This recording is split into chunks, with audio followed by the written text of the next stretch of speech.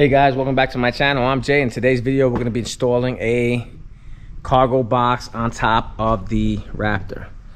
Now you can do this on any vehicle. I'm going to be doing it on my Raptor today on top of that roof rack, but I'm just going to do it a little bit different. A lot of people use nuts and bolts or U-bolts, but I want to be able to take it off if I'm not on the trails, if I'm not off-roading. I want it to just have my vehicle look stock again. So I want to be able to take it off, and I just don't want holes showing through the bars. I'm a little bit OCD, and I don't want to go through the extra trouble of having to be removing nuts and bolts. So I'm going to be using rivet nuts. What I purchased for box is this Pelican BX140R. It's a little bit pricey. This box cost me, I want to say, just over $500 with tax on Amazon. Of course, I'll leave the links below. For support, I'll be using this 1/8 of an inch by 1.5 by 3 foot flat aluminum bar. I went with aluminum because I don't want water to get in the case if I have it open and anything else will start rusting. So aluminum, 3/16 rivet nuts, and I want to be able to remove the case when I'm not using it. So with that said, let's get started on the step-to-step tutorial on mounting this box.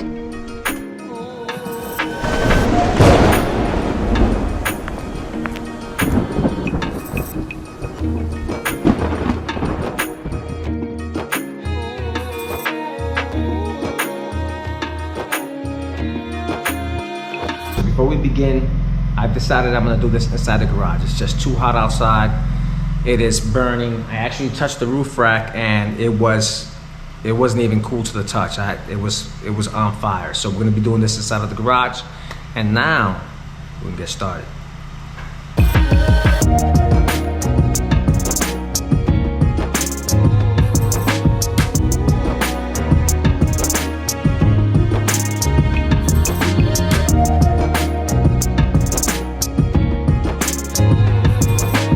Alright, so we're gonna start with cutting this 3 foot aluminum bar in half and marking where I'm gonna put all the holes.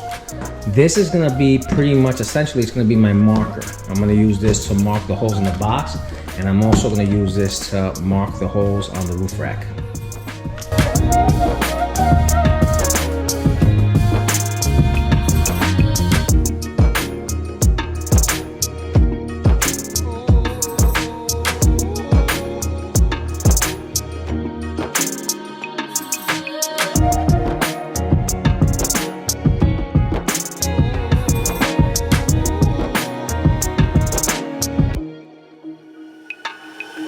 All right guys, so we finished the support plates.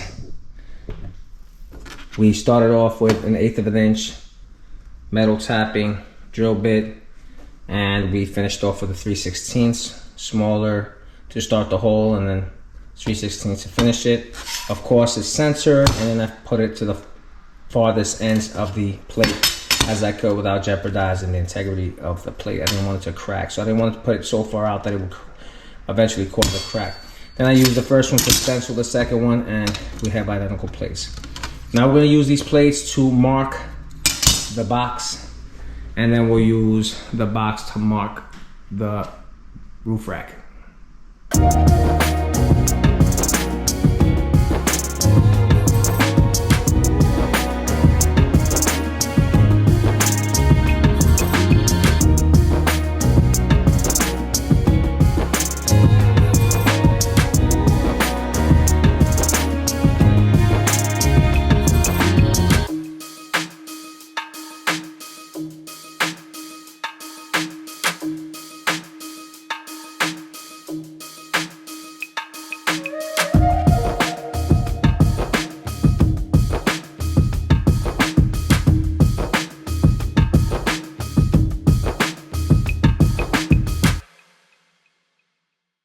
All right guys, so what I did was I taped both the box and the rack.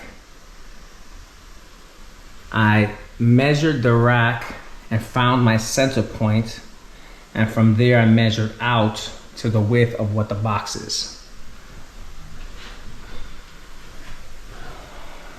Goal was to try to center that box to be as centered as possible with the vehicle. So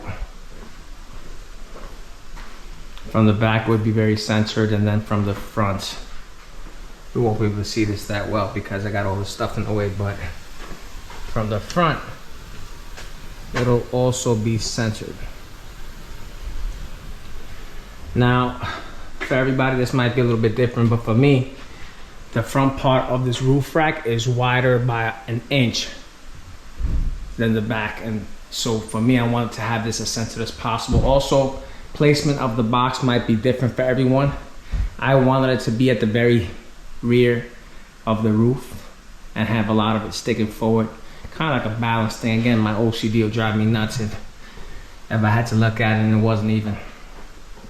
Alright, so from here, now that we have everything marked, I know where my bars go. I'm gonna flip this, drill my center hole, and then I'm gonna use those support plates that I made to mark the roof rack, and we'll start using the rivet nuts.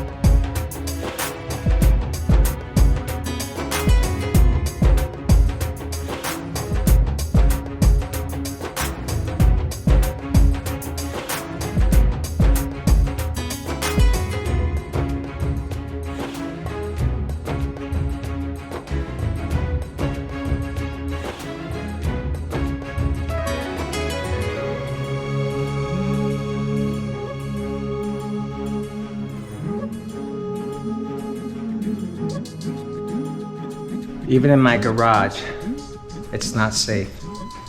It is so hot and so humid, but let's continue. So I marked the boxes, marked the roof rack, drilled it, started with a smaller drill bit, metal tapping of course, and ended up with the right size. Then I took this deburring tool here and I cleaned off the holes because I want these to be as snug as possible and also clean. Let's take a look at how it looks. So here's the holes. They all look nice and clean. They're all marked, they're all censored. So some people might say, hey, when you take off the box, isn't some water gonna get in there? Yes. But I already checked these end caps. These tubes are hollow. When you pop these caps off, you'll see that they just open up and then the water will drain through the sides. So when I'm not having the box up top, if any water goes in there, I'm not worried. Plus this is all aluminum. Anybody that might be wondering, you have to have the exact same metal on metal to keep it from eroding. So the closest metal to use with aluminum after all the research I've done is zinc plated. So that's what I got as far as bolts. So we got zinc plated bolts going into this aluminum tubing and everything's marked. I'm gonna clean all this at the end.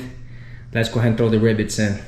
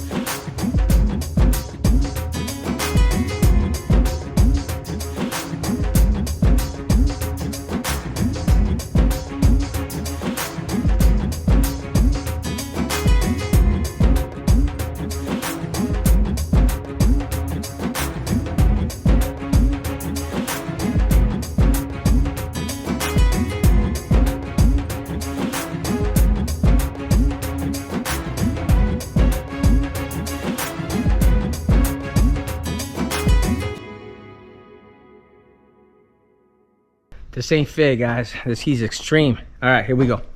Look at how nice that looks.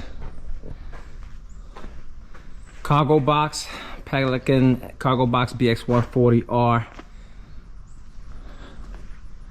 It's riveted in using rivet nuts and some bolts. It looks clean. No U-clamps or U-bolts. No bolts going through the roof rack, and when I take it off, you'll never see anything again. You won't even know there's rivets up there. That's how it looks from here. You can do this on any vehicle. It doesn't have to be a Raptor. It doesn't have to be a Bronco. It doesn't have to be anything in particular. As long as you have a roof rack and you want to do a clean mount, that's how you would do it. This is the front view. Everything looks nice and centered. Here's another side view over here.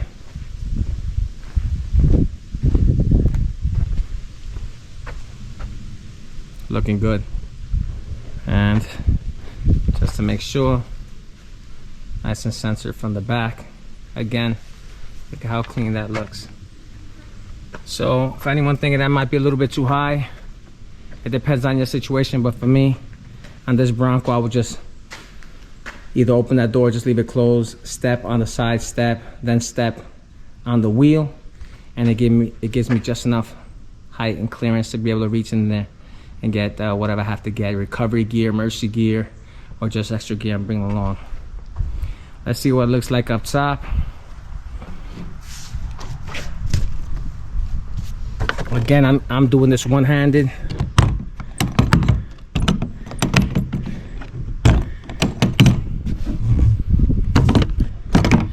And of course, you don't have to use the Pelican case. And there we go. Everything looks nice, clean, solid. I mean, this thing is not going anywhere. I'm probably gonna go ahead and include and add some lock washers there. But again, I'm gonna remove this box whenever I'm just doing local driving and not heading out on a trip or on the trails. That's it, guys. Let me know what you think, guys. Leave me a comment, give me that thumbs up, share, like, subscribe, and I'll see you next time.